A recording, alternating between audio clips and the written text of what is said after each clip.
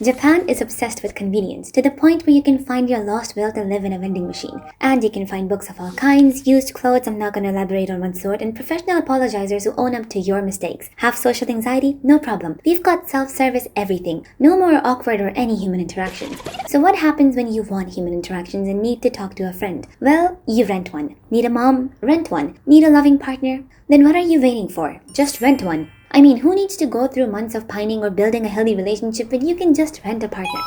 All you need is money and no self-respect and you'll be set for life. And Rent a Girlfriend is exactly that. And despite all the hate it gets, it's actually pretty realistic. Let me break down the show for you real quick if you haven't suffered yet. Guy feels lonely. Guy wants company, so he rents out a girl. Girl says, I for rent, not for sale. I'll be nice to you, but only because you're paying me. No feelings attached. Guy says, sure, no hard feelings. Girl is nice to Guy. Guy wonders, does she have feelings for me? Guy confesses, It's you! Girl says, what the frick is wrong with you? Guy says, but you were blushing. Don't lie to me. You like me too, don't you? Girl says, I'm an anime girl in an anime world. Life is not fantastic. The bane of my existence is to please men like you. This is my job. Guy says, okay. Cut to scene 2. Girl faces financial problems. Guy says, I pay for you. Girl says, no, I can handle it. Guy insists. Girl agrees. Guy then pays for her rent, her tuition, her food, makes her dreams come true, and so on and so forth. Girl is happy. Guy confuses her gratitude for romantic feelings and confesses again. Girl rejects him and leaves. Guy goes, Oh man! anyways, time to rent a new girlfriend. Who needs therapy when you can just bag a baddie in a single click? And that is Rent a Girlfriend in a nutshell. But all of that aside, the audience then comes in and somehow blames the girl for not accepting him. I mean, she did rent herself out, but she clarified from the very beginning that there shall be no commitments. So I don't get what the issue is. Kazuya literally paid her to flirt with him and somehow confused it for real feelings because that's all the love he's ever got.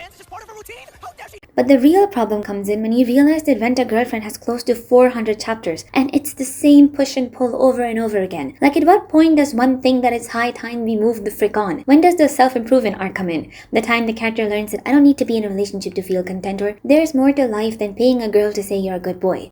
You'd think for a show like this where a man has no concept of self-respect, where confessing feelings feels like you're being set on fire, would get cancelled. But no, it is somehow still one of the most popular shows out there with a season 4 scheduled for this year. And if that wasn't enough, the industry was like, Miyajima Reiji must be a genius for coming up with this masterpiece. I wonder what other brilliant ideas he has in store for us so we can adapt and milk another series. And now we're getting an anime for his other work, The Shionji Family Children, which I've talked about in my previous video, but if I had to explain it in one word, then it is the sweetest home Alabama, or siblings who discover they aren't related.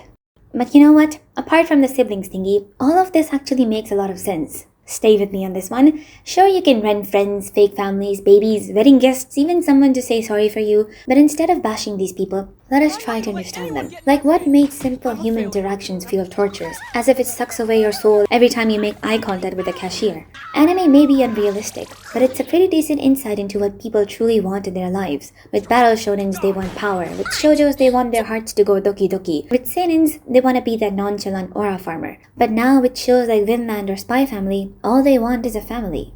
A nice happy marriage has become the dream everybody longs for. But then comes all the bad guys stopping you from achieving your dreams. Societal expectations, inflation, identity crisis, no jobs, if jobs then no life, and well, the constant threat of war. And so when life's impossible to enjoy at F2P, you start paying to win.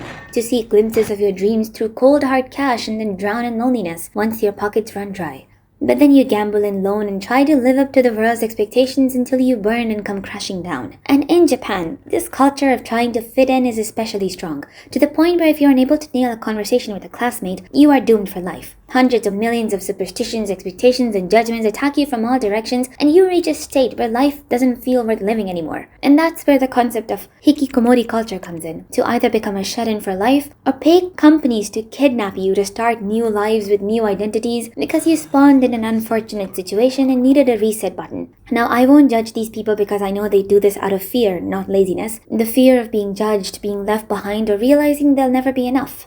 But then again, is this not all rooted in the very inability or choice to not converse with other people? Why does a simple conversation going wrong or a few people hating you need to be so extreme? I know it can be obviously with people shunning others for doing the same crime as them, just not in secret, and sending death threats for standing out or being themselves, but there are times when not everything needs to be taken this seriously. Which leads me to my next point. How the anime you love are just the feelings you could not express.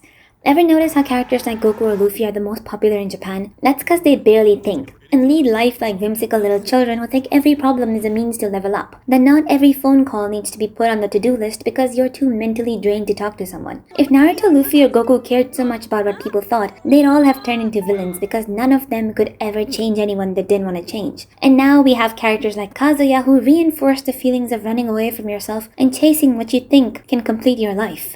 Where now people's moods are dependent on whether or not Kazuya would finally win over Chizuru in the 500th chapter and feel happy. At that point, would it even be called a win when you've pretty much emotionally killed yourself to prove to someone you love them? It's honestly beyond me.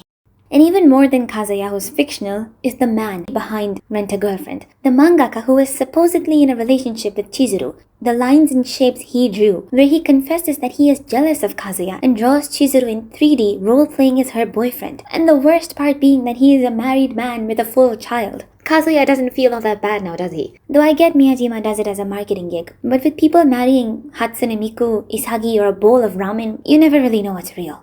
Also, don't get me wrong, I'm not here to mock lonely people. I mean, as someone who's seen over 400 anime, I don't have any right to lecture anyone on loneliness or anxious attachment. But what I can say is that no matter how many shows you watch or guys or girls you rent, all you really do need is someone to talk to. Rent-A-Girlfriend doesn't solve loneliness. It sells it. It tells you you're not lovable, but you can buy the illusion that you are, and that's heartbreaking. People like Kazuya need to realize that you don't have to rent love, you can build it. But that takes time, and effort, and rejections, and emotional burnouts. I mean, okay, yeah, maybe I do see the appeal now in the whole rent-a-friend thingy.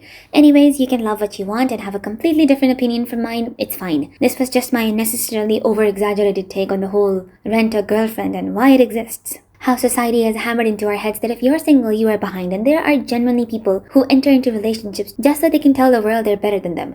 I don't know if Miyajima was also thinking along these lines, I don't really trust that man, but no matter how bizarre and outrageous a show is, it'll still always be rooted in reality. Because human beings can stray too far from their own desires. So I'm gonna ruin your perception of Rent-A-Girlfriend, if it hasn't already been ruined, by saying that it's just Miyajima's painfully elaborate projections and fantasies all compressed into the pages you wait weeks for, and have dedicated hours into consuming. Do with that information what you will, and let me know if there are any redeeming qualities of Rent-A-Girlfriend that I might have been too blind to see. Thank you for watching and take care.